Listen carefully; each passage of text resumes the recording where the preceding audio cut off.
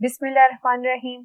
अस्सलाम वालेकुम students, I am Qurratul Ayaz और आज स्टूडेंट्स हम स्टार्ट करने जा रहे हैं chapter 3 that is gases. Gas is basically the state of matter. Students, इस चैप्टर में आप गैस की प्रॉपर्टीज को डिटेल में डिस्कस करेंगे with the help of different laws. इस चैप्टर के एंड में आप मैटर की फोर्थ स्टेट को भी डिस्कस करेंगे that is plasma. So let's start with our topic that is states of matter. Students, states of matter को डिस्कस करने से पहले हम थोड़ा सा रिवाइज कर लेते हैं कि मैटर क्या है। मैटर हम पढ़ चुके हैं students, anything that occupy space and have मास। अब मैटर किन चीजों से मिलकर बना होता है? मैटर या तो उसके कॉन्स्टिट्यूएंट पार्टिकल्स होंगे दैट आर एटम्स या मॉलिक्यूल्स या फिर आयंस हो सकते हैं और तीनों का मिक्सचर भी हो सकता है। स्टूडेंट्स, अरेंजमेंट की बेस पे मैटर की 4 स्टेट्स एग्जिस्ट करती हैं। कौन सी हैं देखते हैं। 4 स्टेट्स में पहली state that is solid, liquid, second one gas and fourth state that is plasma. Students, जब मैटर में कॉन्स्टिट्यूएंट पार्टिकल्स एक दूसरे से बहुत ज्यादा क्लोज होंगे तो तब हम क्या कहते हैं? That state is the solid state. ऐसी स्टेट जिसमें एटम, मॉलिक्यूल्स और आयंस एक दूसरे से बहुत ज्यादा क्लोज होते हैं, इस तरह की स्टेट को हम क्या कहते हैं? Solid state. अब लिक्विड स्टेट की बात करें तो यहाँ पर एटम्स या मॉलिक्यूल्स इनके दरमियान स्पेस ज्यादा होती है as comparison to solids. Liquids में इस तरह से स्पेस ज्यादा है सॉलिड्स के कंपैरिजन में। अब गैस की बात करें तो गैस में के मॉलिक्यूल्स के दरमियान सॉलिड और लिक्विड दोनों से स्पेस काफी ज्यादा है। ये अगर गैस जार है, इस तरह से ये देख लें, ये गैस मॉलिक्यूल्स एक दूसरे से बहुत ज्यादा दूर हैं। अब प्लाज्मा जो स्टेट है स्टूडेंट्स, इसके अंदर क्या होता है? That is a mixture of neutral atom, ये न्यूट्रल एटम हो गया आपके पास, और आयंस, और इसके अलावा free electrons are also present. इस मिक्सचर को हम क्या कहते हैं? That is the plasma. Mixture of neutral atoms, positive ions and free electrons, इस तरह के मिक्सचर को आप क्या कहते हैं? प्लाज्मा कहते हैं। These are the 4 states of matter. Students, अगर हम अपनी सराउंडिंग को ऑब्जर्व करें तो हम देखते हैं कि हमारी सराउंडिंग में जो मोस्ट अबंडेंट स्टेट मैटर की एग्जिस्ट करती है दैट इज सॉलिड। अगर हम एक क्लासरूम को ऑब्जर्व करें तो आप उसकी सराउंडिंग में देखेंगे ये जो बोर्ड है दैट इज सॉलिड, मेरे हाथ में मार्कर है ये भी सॉलिड है, इसी तरह से डस्टर वो भी सॉलिड होगा। इवन के जो चेयर्स टेबल्स हैं वो भी क्या हैं? सॉलिड स्टेट में एग्जिस्ट करती है। अर्थ में अगर हम सराउंडिंग की बात करें तो वहां पर सराउंडिंग में हमने देखा है कि सॉलिड स्टेट वो अबंडेंट होती है। इसी तरह से सिंपलेस्ट स्टेट ऑफ मैटर हम गैस को कंसिडर करते हैं। स्टूडेंट्स, अब आप देखेंगे सराउंडिंग में जो लिक्विड स्टेट है ये बहुत ही, इसकी जो रेंज है वो शॉर्ट रेंज है। टेम्परेचर रेंज होती है लिक्विड स्टेट की बहुत ही कम होती है। इस वजह से सराउंडिंग में हमें सॉलिड ज्यादा अबंडेंट नजर आता है as comparison to liquid and gas. ये वजह क्यों है कि क्यों जो लिक्विड है उसकी शॉर्ट रेंज है, आइए देखते हैं। स्टूडेंट्स, अब आप यहाँ पर देखें कि सॉलिड्स को अगर हम हीट करेंगे, उसका टेम्परेचर इंक्रीज करेंगे तो क्या होगा कि सॉलिड जो है वो लिक्विड स्टेट में कन्वर्ट हो जाएगा और लिक्विड को फर्दर हीट करने से वो गैस स्टेट में कन्वर्ट हो जाएगा। अब इसका रिवर्स फिनोमेना करेंगे, गैस को अगर हम कंप्रेस करेंगे तो वो किस में कन्वर्ट हो जाएगी? लिक्विड में कन्वर्ट हो जाएगी और लिक्विड का फर्दर टेम्परेचर कम करने से वो सॉलिडिफाई हो जाएगी। आइए स्टूडेंट्स, इन तीनों स्टेट्स की हम डिटेल डिस्कशन करते हैं और इनको फर्दर एग्जांपल से स्टडी करते हैं। जी students, properties of solid, liquid और गैस को डिस्कस करने से पहले आइए स्टूडेंट्स इनका स्ट्रक्चर देखते हैं। सॉलिड का स्ट्रक्चर आपके सामने अगर आप ऑब्जर्व करें तो यहाँ पर एटम्स या मॉलिक्यूल्स एक दूसरे से बहुत ज्यादा क्लोज हैं, कॉम्पैक्ट अरेंजमेंट है due to very strong intermolecular force. Intermolecular force क्या होती है? The force of attraction present between two molecules, जो इन्हें आपस में जोड़े रखती है। लेकिन हम देख रहे हैं कि यहाँ एटम्स के दरमियान इंटरमोलेकुलर डिस्टेंस जो है वो नेग्लिजिबल है। इंटरमोलेकुलर डिस्टेंस हम किसे कहते हैं? दो एटम्स या मॉलिक्यूल्स के दरमियान जो स्पेस मौजूद होती है उसे हम इंटरमोलेकुलर डिस्टेंस कहते हैं। तो सॉलिड्स के केस में ये नेग्लिजिबल होगा। अब लिक्विड्स को डिस्कस करते हैं तो यहाँ आप देख रहे हैं कि मॉलिक्यूल्स के दरमियान intermolecular distance as comparison to solids ज्यादा है, लेकिन इनके दरमियान इंटरमोलेकुलर फोर्स जो है वो कम है, या आप कह लें लेस स्ट्रॉन्ग है एज कंपैरिजन टू सॉलिड्स। इसी तरह अगर हम गैस की बात करें तो गैस के मॉलिक्यूल्स के दरमियान इंटरमोलेकुलर डिस्टेंस बहुत ज्यादा है, मॉलिक्यूल्स बहुत दूर दूर हैं, लेकिन इसके साथ ही इंटरमोलेकुलर फोर्स जो है वो बहुत ही वीक है। इन प्रॉपर्टीज की बेसिस पे हम इनकी शेप और वॉल्यूम को डिस्कस करते हैं कि सॉलिड्स में स्ट्रॉन्ग इंटरमोलेकुलर फोर्सेस होने की वजह से शेप और वॉल्यूम जो है सॉलिड्स का वो डेफिनेट होता है। इट्स मीन कि आप सॉलिड्स को किसी भी कंटेनर में डालें तो उसकी शेप और वॉल्यूम कभी भी चेंज नहीं होगा।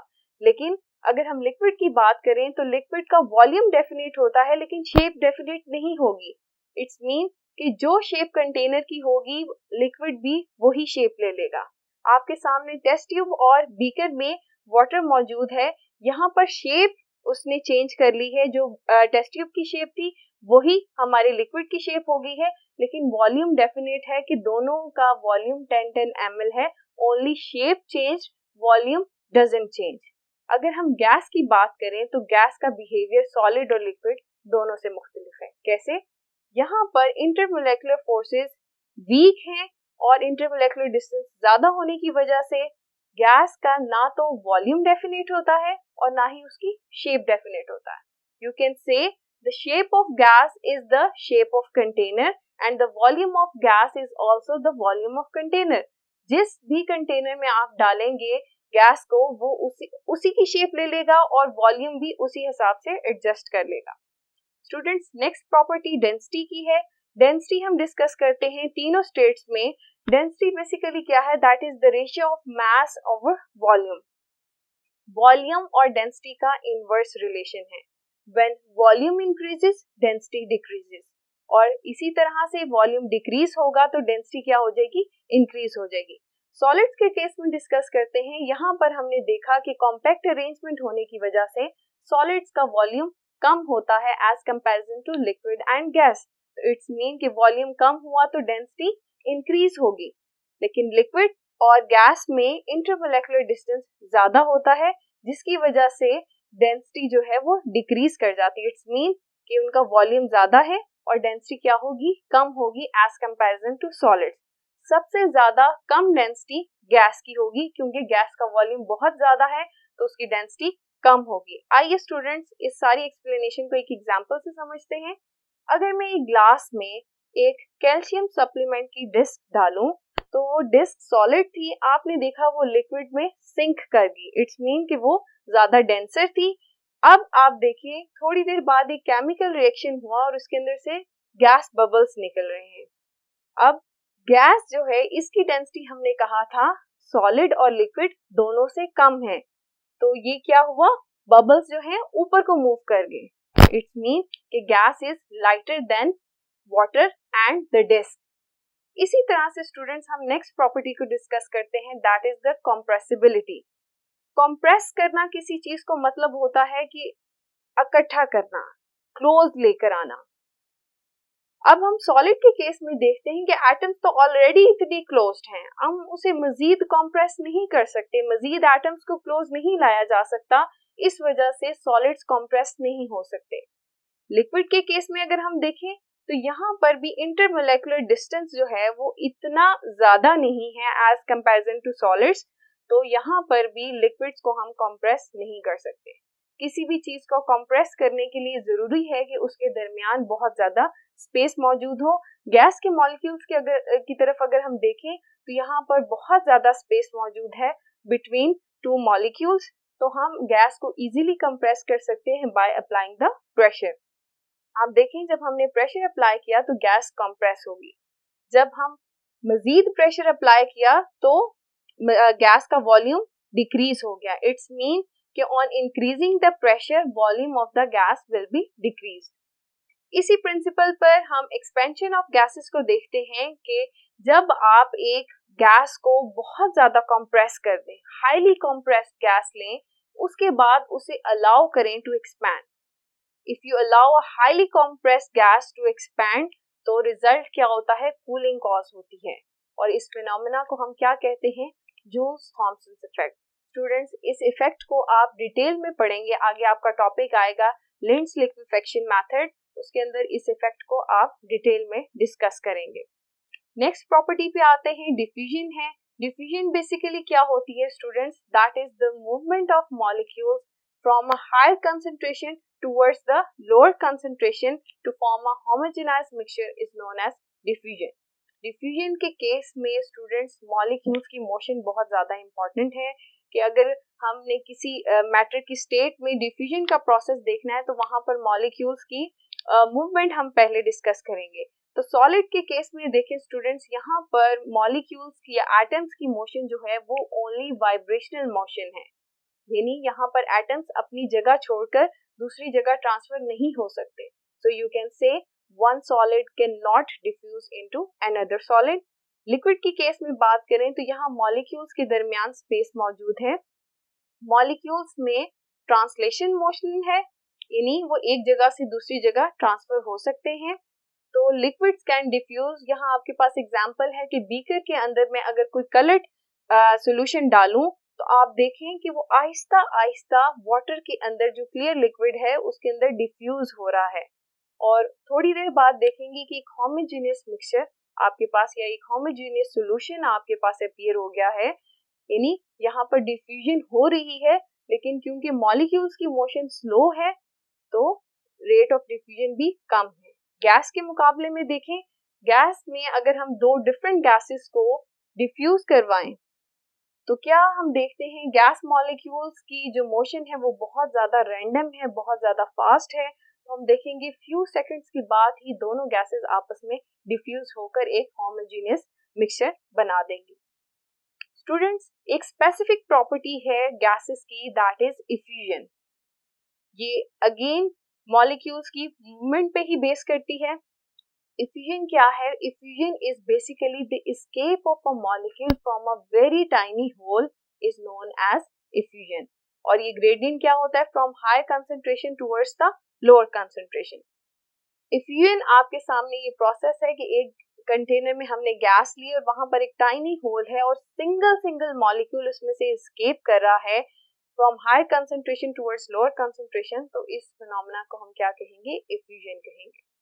आइए students, effect of temperature discuss करते हैं लिक्विड स्टेट और गैस स्टेट में। स्टूडेंट्स, जब आप टेम्परेचर कम करते हैं तो लिक्विड सॉलिडिफाई हो जाता है, यानी वो फ्रीज कर जाता है, liquid changes into solid state. लेकिन गैस के केस में अगर हम देखें कि अगर आप एक गैस को कूल करते हैं यानी टेम्परेचर डिक्रीज करते हैं तो हम इजीली देख सकते हैं कि उसका वॉल्यूम डिक्रीज हो गया है। अगर आप गैस के मॉलिक्यूल्स को हीट करेंगे तो क्या होगा? ओरिजिनल वॉल्यूम या इनिशियल वॉल्यूम से वॉल्यूम इंक्रीज कर जाएगा। तो ये स्टडी हमने किया इफेक्ट ऑफ वॉल्यूम। स्टूडेंट्स, ये हमने डिफरेंट प्रॉपर्टीज को डिस्कस किया, गैस की, सॉलिड की और लिक्विड की, और इनकी हमने एग्जांपल्स को भी डिस्कस किया। स्टूडेंट्स, इस चैप्टर में आगे जाके आप इन्हीं प्रॉपर्टीज को जस्टिफाई करने के लिए डिफरेंट लॉज को डिस्कस करेंगे। आज का लेक्चर हमारा यहाँ पर फिनिश होता है। होप सो स्टूडेंट्स, आपको इन एग्जाम्पल से बहुत अच्छी समझ आई होगी। अपना बहुत ख्याल रखिए। अल्लाह हाफिज।